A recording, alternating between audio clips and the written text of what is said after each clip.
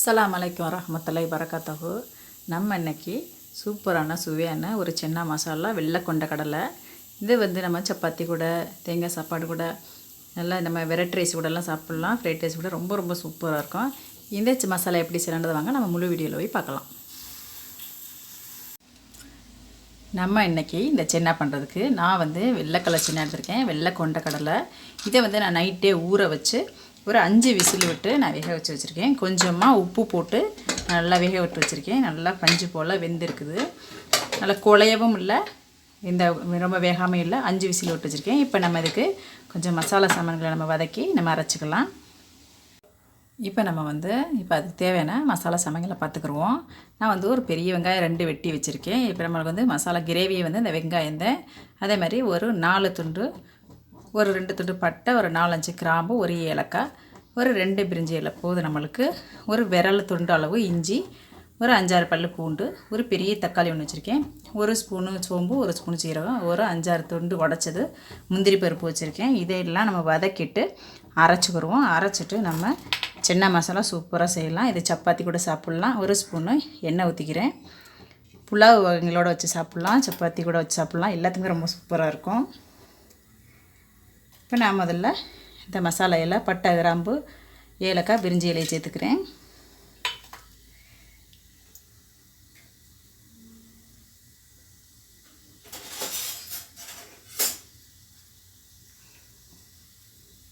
இப்போ நம்ம அது கூடவே இந்த சீரகம் சோம்பையும் நம்ம அது கூடவே சேர்த்துருவோம்.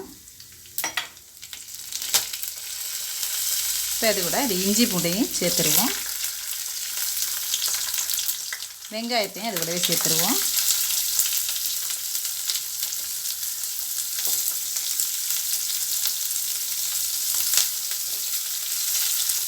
இதை கொஞ்சம் நேரம் நம்ம நல்லா வதக்கிக்கலாம்.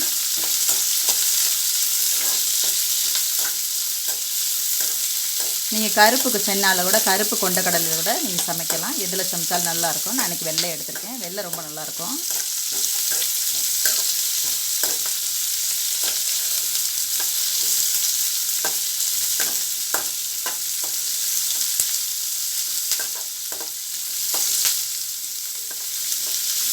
இது ரொம்ப வதங்கன்னு கூட இல்லை, கொஞ்சம் ஓரளவுக்கு வதங்கினா போதும்.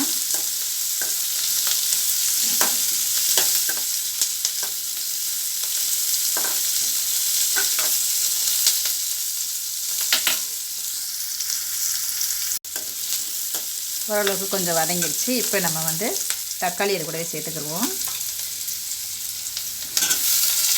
பெரிய தக்காளி ஒன்று போட்டிருக்கேன். போதும் நம்மளுக்கு. நிறைய சேர்த்தா புளிப்பு சுவை வந்துடும். போதும் நம்மளுக்கு.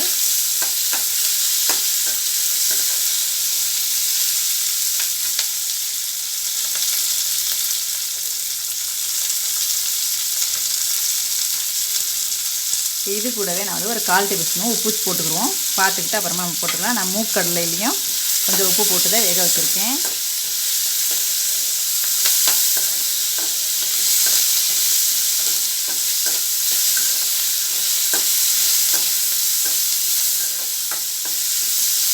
இப்போ இது கூட ஒரு 5-6 பல்லு ஒரு உடச்ச முந்திரி பருப்பு நம்ம அது கூட சேர்த்துக்குருவோம்.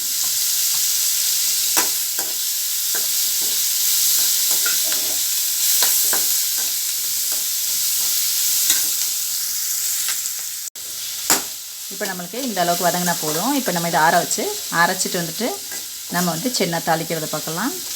இப்போ அடுப்பு ஆஃப் பண்ணிடலாம். இப்போ நம்ம பேஸ்ட் நான் முடிஞ்ச வரையும் தண்ணி ஊற்றாமல் அரைச்சி பாருங்கள். நம்ம வெங்காயம் போட்டிருக்கோம், அதனால் தண்ணி ஊற்றாமல் அரைச்சிட்டு வந்துட்டேன். இப்போ நம்ம வேறு பாத்திரம் வச்சு நம்ம தாளிக்கலாம். ஒரு டேபிள் ஸ்பூன்னு எண்ணெய் ஊற்றிக்கிடுவோம். எண்ணெய் ஊற்றிட்டு ஒரே ஒரு ஏலக்காயும் ஒரு சின்ன பிரிஞ்சி இலையை மட்டும் சேர்த்துக்கிடுவோம். ஏன்னா நம்ம எல்லாமே அதில் போட்டு அரைச்சாச்சு, அது மட்டும் போதும்.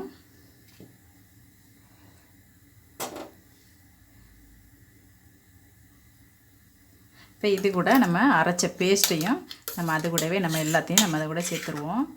சேர்த்துட்டு நம்ம நல்லா வதக்கிட்டக்க அவ்வளோதான். நம்மளுக்கு எல்லா மசாலையும் அதிலே நம்ம சேர்த்தாச்சு. அதனால் வேறு எதுவும் மசாலா இப்போ சேர்க்க வேண்டாம்.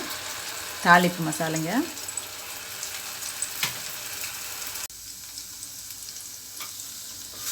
இப்போ இதை கொஞ்ச நேரம் நம்ம நல்லா வதக்கிக்கிடுவோம். ஏன்னா நம்மளுக்கு இது கொஞ்சம் பச்சை வாசனை போகணும். அதனால் எண்ணெயில் நல்லா வதக்கிக்கிடுவோம். அது கூடவே ஒரே ஒரு கருவேப்பிலை மட்டும் சேர்த்து நம்ம அப்படியே வதக்கலாம். ஏன்னா எண்ணெய் ஸ்பீடாக வச்சுக்கிட்டு நீங்கள் மசாலையை போட்டீங்கன்னா சட்டன்னு தெரிச்சிரும். தண்ணி அதேமாதிரி தண்ணி இல்லாமையே நீங்கள் அரைக்கணும். தண்ணி இருந்துச்சுன்னா தள்ளன்னு தெரிச்சு அடுப்படி ஊற நாரி போயிடும். தண்ணி இல்லாமல் நல்லா இந்த மாதிரி வெறும் முடிஞ்ச வரையும் அந்த மசாலையை மட்டும் அப்படியே அரைச்சி இதில் ஊற்றுங்க. இது கொஞ்சம் நேரம் நமக்கு நல்லா பச்சை வாசனை போகிற வரையும் வதங்கட்டும்.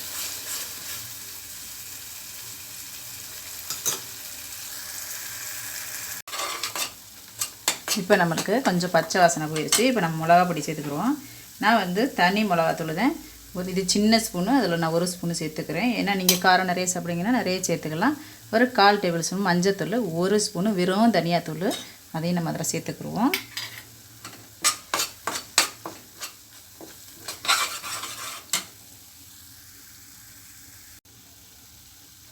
நம்ம அது கூடவே ஒரு 1/4 டேபிள் ஸ்பூனு கறி மசாலா தூள் சேர்த்துக்கிறோம். கறி மசாலா தூள் சேர்த்து செய்யும்போது வாசனை சூப்பராக இருக்கும். இப்போ நம்ம நல்லா வதக்கிக்கிறலாம். இதை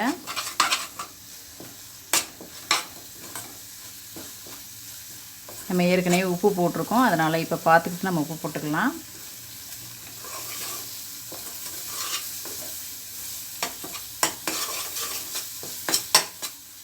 இப்போ இது கூட நம்ம மிக்ஸி கலந்த தண்ணியை இப்போ ஊற்றிக்கிடலாம். நம்ம கடலை வேக வச்ச தண்ணியும் இருக்கும், அதை நம்ம சேர்க்க போகிறோம். அதனால் கொஞ்சமாக தண்ணி மிக்ஸி கழுவி ஊற்றினா போதும்.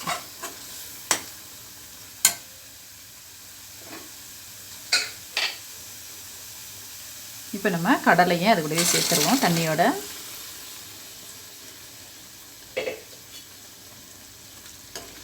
நம்மளுக்கு இது கொஞ்சம் நேரம் நல்லா கொதித்து பச்சை வாசனையெல்லாம் நல்லா போகட்டும். இது வந்து ரொம்ப வந்து நம்ம ஐஸ் பீடு வைக்க வேணாம், தளன்னு கொதிக்கும். கொஞ்சம் சின்ன மூடி போட்டு கொஞ்சம் நேரம் அப்படியே நம்ம கொதிக்க விட்டுடலாம்.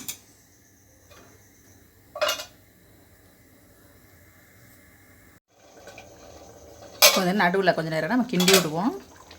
இன்னும் அடி பிடிக்கும், லைட்டாக கிண்டி விட்டுக்கலாம். அப்பப்போ திறந்து கொஞ்சம் கொஞ்சம் கிண்டி விட்டுக்கிறோங்க. இந்த டைமில் நம்ம கொஞ்சோண்டு கொத்தமல்லி தழையை போட்டு விட்ருவோம்.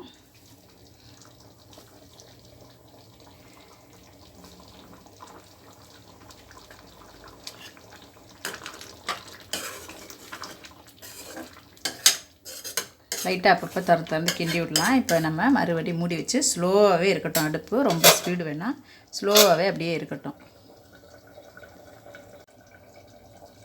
நம்ம இப்போ எந்த அளவுக்கு ரெடி ஆகிரும் பார்ப்போம்.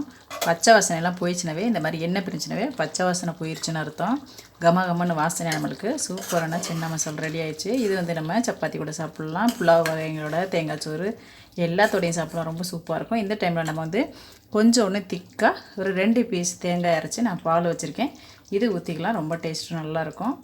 அவ்வளோதான், நம்மளுடைய கம்மன்னு வாசனை சூப்பரான சுவையான நம்மளுக்கு சின்ன மசாலா ரெடி ஆயிடுச்சு. கொஞ்சோன்னு கொத்தமல்லி தழை தூவிட்டால் அவ்வளோதான். நம்மளுக்கு தேங்காய் பால் ஊற்றிட்டு ரொம்ப நேரம் கொதிக்க விட வேண்டாம், ஒரு கொதி விட்டுச்சுன்னா போதும் நம்மளுக்கு. அவ்வளோதான், நம்ம அடுப்பு ஆஃப் பண்ணிடலாம். கண்டிப்பாக இந்த சின்ன மசாலா உங்களுக்கு பிடிச்சிருந்துச்சுன்னா சமைச்சு பார்த்துட்டு அம்மாவுக்கு கமெண்ட் பண்ணுங்கள், சப்ஸ்கிரைப் பண்ணுங்கள். சப்ஸ்கிரைப் பண்ண எல்லாருக்கும் ரொம்ப ரொம்ப நன்றி. அவ்வளோதான், கொதிச்சது போதும். நம்ம அடுப்பு ஆஃப் பண்ணிடலாம். தேங்காய் பால் ஊற்றிட்டு ரொம்ப நேரம் கொதிக்க வேணாம்.